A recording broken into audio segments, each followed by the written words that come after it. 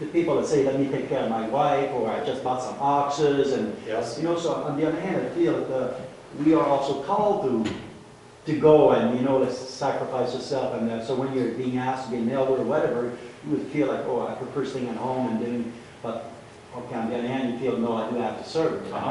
So there is that call also that I think that this double message here, come to me and have your rest, and on the other hand, pick up the hoe, and Yeah. so it's So within the church. So I think you're exactly right that within Christian faith there are two emphases that kind of pull at each other. They tug at each other. And the one emphasis is that we're invited to abundant life. We're invited to Sabbath. We're invited to care for and love other people as we care for and love ourselves. And on the other hand, we are also called to ministry and to sacrifice and to suffering at times and to working hard. And we believe that good work is a good value. So those kind of tug at each other, right? But what I would say is that we live in a culture that emphasizes more one than the other. And so we need to emphasize, we need to figure out how to put the other part of the tension back into the picture. And one of the ways that Christian faith did this traditionally was by emphasizing the importance of Sabbath. So Christian faith would talk about working for 6 days a week, but taking an entire day off every week. So every week we live with both. Every week we live with work, and every week we live with rest. To take the Sabbath seriously is to say that we trust that ultimately there's enough time for the priorities that are most important.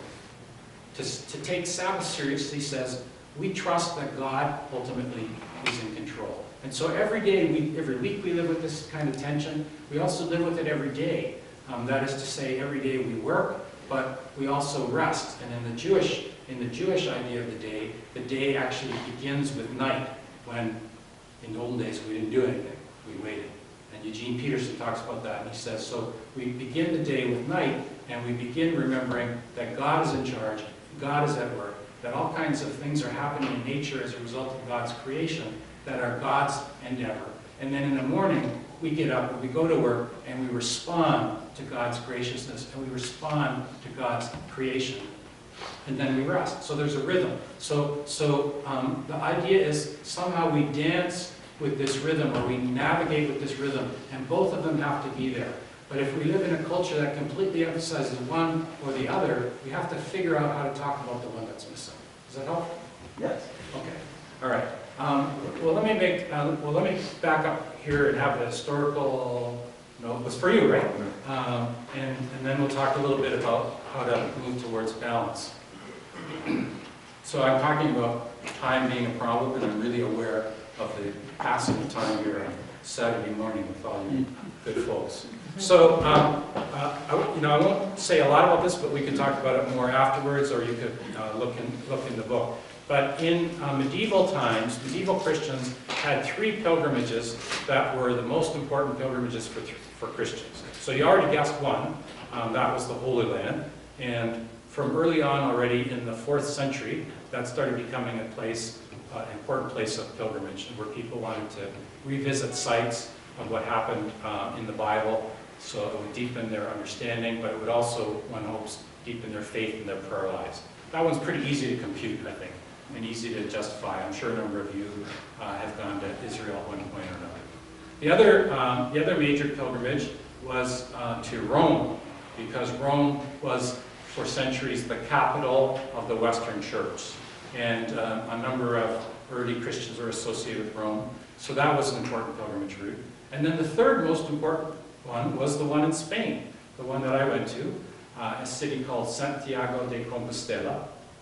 And the reason that there is a theological reason and a practical reason why that became important. The theological reason is that the Spanish believed that St. James was the apostle who brought the gospel to Spain. This is James, son of Zebedee, brother of John, son of thunder, that James. He's a very quiet character in the Bible. We never actually hear him say anything unless he's speaking with his brother. But he was one of Jesus' first apostles. First was Andrew and Peter, and then James and John. He was called from the seaside. And the Spanish believe that James brought the gospel to Spain, and therefore he's the patron saint. So that's the theological reason why that became important, and they claim to have his body at that cathedral.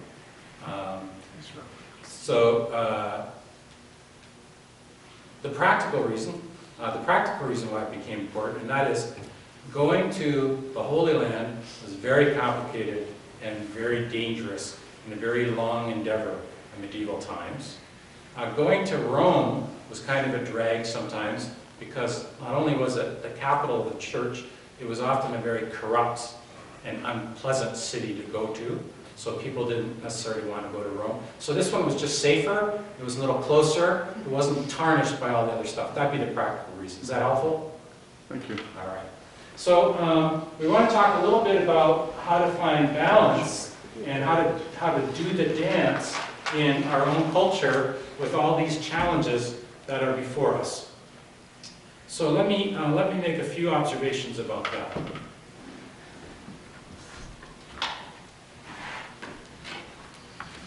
You know what? Actually, before I do that, I'm going to ask you another question, and then we'll move to that. So I think you had some homework before you came here. Is that right? Mm-hmm. And I think the homework was you're going to read chapter 10 of The Ways Made by Walking, and you were going to come and be prepared to talk about something that gives you life. Does that sound familiar?